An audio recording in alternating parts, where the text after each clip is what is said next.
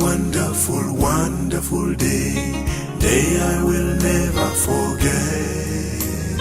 After that wonder. Enfants de Dieu, peuple de Dieu, de partout où vous nous suivez, nous vous saluons au nom de notre Seigneur Jésus-Christ.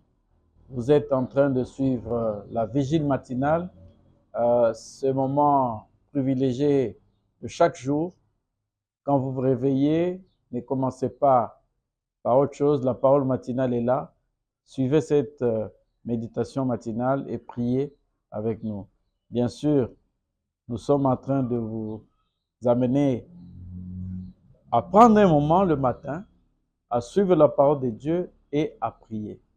Cela ne veut pas dire que la prière que nous faisons en quelques minutes ici suffit. Non. Vous êtes appelés à prendre le moment de prière. Même si nous prononçons une prière ici, nous vous remettons entre les mains de Dieu. Prenez le temps aussi de prier. Vous pouvez même prier avant. Nous-mêmes qui sommes là le matin en train de prier avec vous, ici en train de faire cette méditation appelée Parole éternelle, nous le faisons à 7 heures, mais est-il que nous nous réveillons par nos habitudes déjà très tôt matin. À partir de 4 heures, nous pouvons déjà nous mettre à prier. Nous prions pour pas mal de sujets et avant que 6h30 ne puisse arriver. Donc, nous vous prions de prendre l'habitude et cette habitude de sortir plus tôt, le Seigneur Jésus nous montre cela. Vous allez suivre, si vous regardez le déroulement de la vie de notre Seigneur Jésus-Christ, il se réveillait très tôt matin pour aller vaquer à la prière. Bien-aimés dans le Seigneur, nous allons donc vous demander de prendre un court instant pour prier. Éternel, béni sois-tu pour ton amour et ta bonté. Béni sois-tu pour ta grâce et ta fidélité. Mets ta parole dans nos bouches et garde-nous dans ta paix. Transforme-nous, Seigneur, pour que nous puissions faire ta volonté et demeure avec nous au nom de Jésus. Amen. Bien-aimés dans le Seigneur, vous savez, il y a eu quelque chose qui s'était passé dans la vie des enfants d'Israël. Quand ils ont quitté l'Égypte, ils ont commencé à évoluer pour aller vers la terre promise. Le Seigneur a mis à la tête des enfants d'Israël, évidemment, c'était Moïse, et puis plus tard, Josué. Dans leur cheminement, quand ils étaient en train de partir, un jour, le Seigneur a parlé à Moïse pour qu'il aille sur la montagne pour prendre les commandements. Et Moïse a dû monter sur le mont Sinaï et a pris les commandements. Et ces commandements écrits du doigt de Dieu, c'était un événement. Un jour, j'ai entendu des gens, bon, très souvent d'ailleurs, beaucoup de prédicateurs, ils disent non, Christ est venu et puis c'est terminé pour les commandements. Non, non, non. Ça, c'est une fausse interprétation. La preuve est que quand Israël a pris les 10 commandements, les tables de pierre, il a été demandé aux enfants d'Israël de mettre cela dans un coffre, ce qu'on appelait l'arche de l'alliance.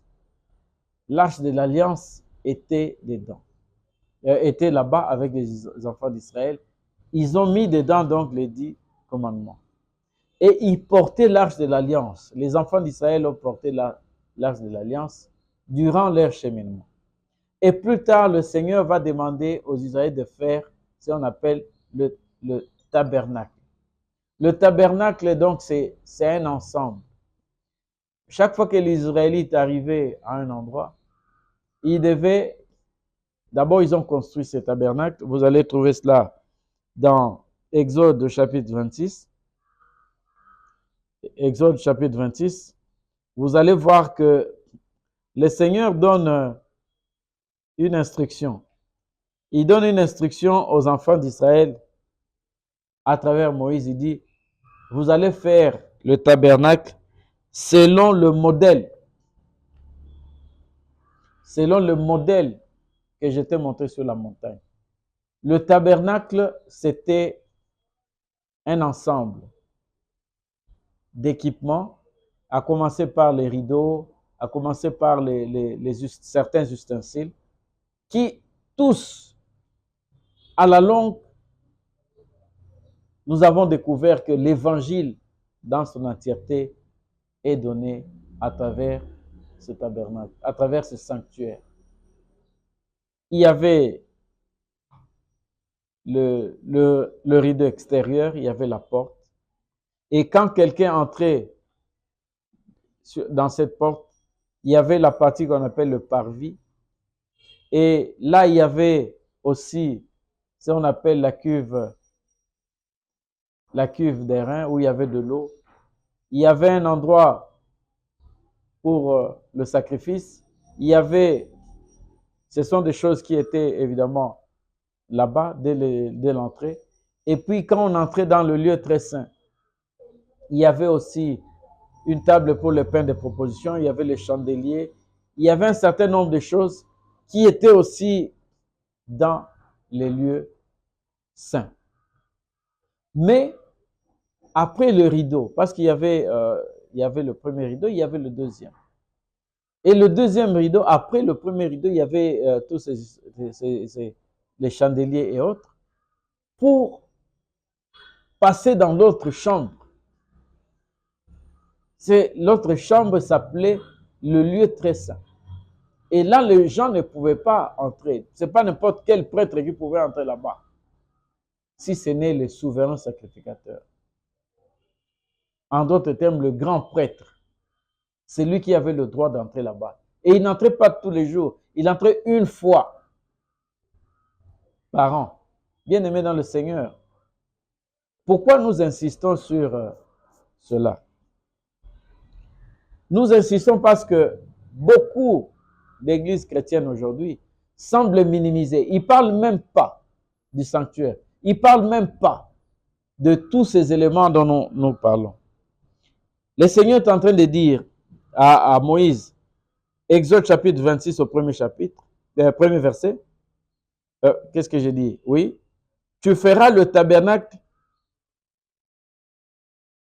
de 10 tapis de fin lin et d'étoffe teinte en bleu, en pourpre, ainsi de suite. Mais quand vous descendez, vous allez voir que quelque part, on dit à Moïse de faire selon le modèle. C'est-à-dire, Dieu a pris le soin de montrer calmement à Moïse ce qui devait être fait. Que ce soit l'eau de purification, que ce soit là où on sacrifiait l'animal, parce qu'on devait prendre le sang de l'animal pour substituer à la personne qui avait péché. Le pécheur devait emmener l'agneau qui devait être immolé et puis le sang devait être pris. Et ce sang avait un symbole, disons c'était un symbole, ça symbolisait le sang de Jésus. L'eau de purification, l'homme doit savoir que pour aller vers le Seigneur, il faut naître d'eau également. Il y avait le pain de proposition qui représente tout simplement la parole du Seigneur. Il y a l'encens qui représente les prières des saints. Hein? Bien-aimé dans le Seigneur. Il y a le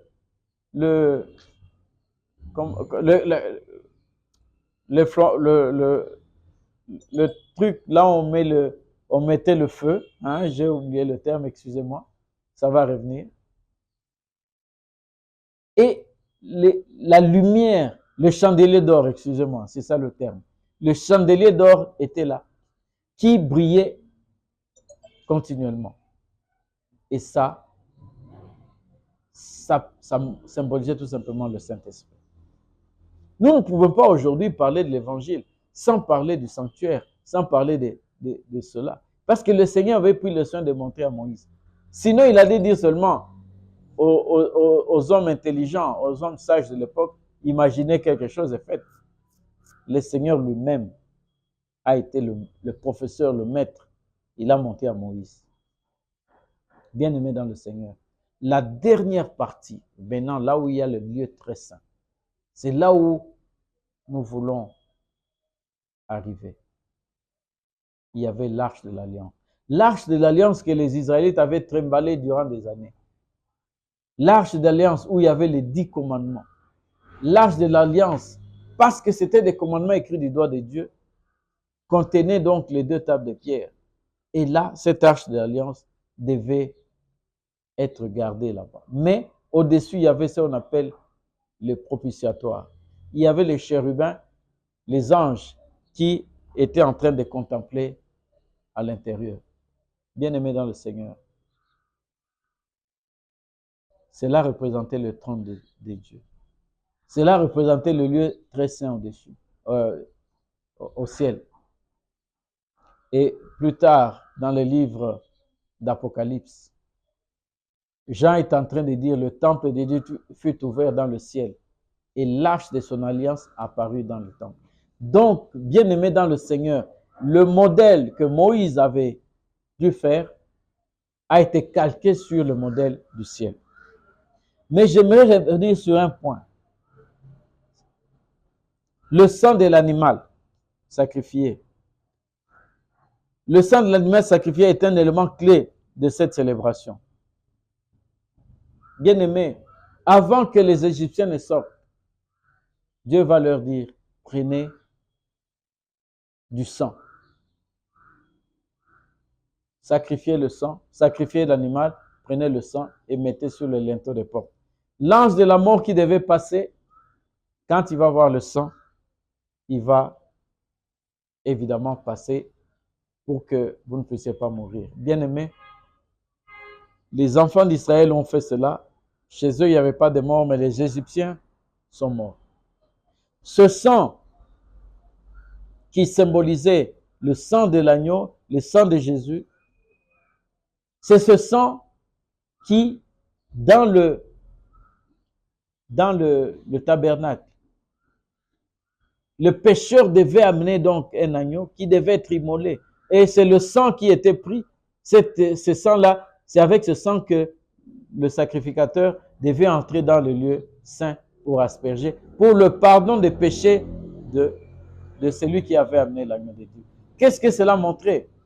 Que vous et moi aujourd'hui, si nous pouvons être pardonnés, c'est à travers le sang de l'agneau de Dieu, c'est-à-dire Jésus-Christ, qui a été immolé pour vous et moi. Mon frère, je ne sais pas si vous commencez à comprendre. Ce n'était pas une image comme ça, ce n'était pas le tabernacle, ce n'était pas un truc au hasard. Cela montrait que le sang devait couler. Et le Christ est venu. Il est mort, son sang coulait. Maintenant, quelle est l'étape finale? Le grand sacrificateur devait prendre annuellement, une fois par an, le sang et il allait asperger dans le lieu très saint sur le coffre de l'Alliance, là où il y avait la présence du Seigneur, c'est-à-dire les tables de la loi. Évidemment, nous avons dit, entre les chérubins et les tables de la loi, il y a la Shekinah, la présence de Dieu, et les anges étaient là autour. Bien-aimés dans le Seigneur. Mais à la base, il y a les 10 commandements. Bien-aimés, ce prédicateur qui vous parle de Dieu, qui vous parle de Jésus, sans parler des 10 commandements, il faut faire très attention. Parce qu'il est à côté, c'est qu'il n'a pas compris l'évangile. L'évangile est montré justement à travers le tabernacle, à travers le sanctuaire. Bien-aimés, nous ne voulons pas trop parler. Nous avons voulu que, parce que nous parlons de Jésus, tout le monde est en train, beaucoup d'églises parlent du Seigneur Jésus, que le sang de Jésus puisse nous couvrir. Effectivement, ce sang a un pouvoir d'ôter la mort. Le sang de Christ a le pouvoir d'empêcher la mort. Et là, avec l'expérience des Israélites, l'ange de la mort pouvait venir, mais quand il voyait le sang, il passait. Bien-aimé, c'est très important. Le sang de Jésus, il n'y a rien à dire. Mais le sang de Jésus, allons au sanctuaire. L'agneau de Dieu qui devait mourir, son sang devait enlever le péché le sacrificateur devait amener le péché, le sang dans le lieu saint. Mais une fois par an, le grand prêtre, qui aujourd'hui est le Seigneur Jésus lui-même, amenait son sang. Là où il y a la présence, là où il y a le trône de Dieu lui-même. Et c'est avec ce sang qu'il purifiait le peuple en une fois. Bien-aimé dans le Seigneur, la présence du Seigneur, là où il y a la présence du Seigneur, il y a les 10 commandements. Que Dieu nous garde, que Dieu nous aide. Tous ceux qui commettent l'adultère, tous ceux qui tuent, tous ceux qui mentent, tous ceux qui ont des idoles, ils ont des statues, ils sont en train de faire n'importe quoi, ils n'obéissent pas aux parents, ils sont en train de prendre le nom de Dieu en vain. Tout cela, si vous prenez les 10 commandements dans leur entièreté, Exode chapitre 20, tous ceux qui désobéissent, sachez que vous êtes en train d'aller totalement contre la volonté du Seigneur. Il y a quelque part dans la Bible dit, tous ceux qui ferment leur oreille pour ne pas écouter la loi, ils sont en abomination à l'Éternel. Que Dieu nous garde, que le Seigneur Jésus puisse plaider pour nous comme il le fait déjà. Mais que nous-mêmes aussi, nous puissions prendre la décision de marcher selon la volonté de Dieu. Telle est notre exhortation ce matin, au nom de Jésus. Amen. Prions. Éternel, merci pour ta parole. Merci pour cette révélation. Merci pour tout ce que tu ne cesses de faire pour nous. Je mets mon frère, je mets ma sœur en tes mains pour que tu le bénisses. Partout où tes enfants sont, agis pour que quand ils sortent, Seigneur, ils marchent avec toi. Que tes anges le précèdent et que le porte puisse s'ouvrir. Là où il y avait l'échec, Seigneur, que tu mettes la réussite. Là où il y a la maladie, Seigneur, que tu mettes la guérison. Là où il y a les difficultés, aplanir le sentier. Merci pour tout. Garde-nous dans ta paix et surtout que nos noms puissent être inscrits dans ton livre de vie. Car bientôt le Seigneur Jésus va sortir du lieu très saint et il va venir prendre les siens. Nous voulons, Seigneur, que nos noms puissent être là. Demeure avec nous, Seigneur, au nom de Jésus. Amen. Bien-aimés, allez dans la paix du Seigneur.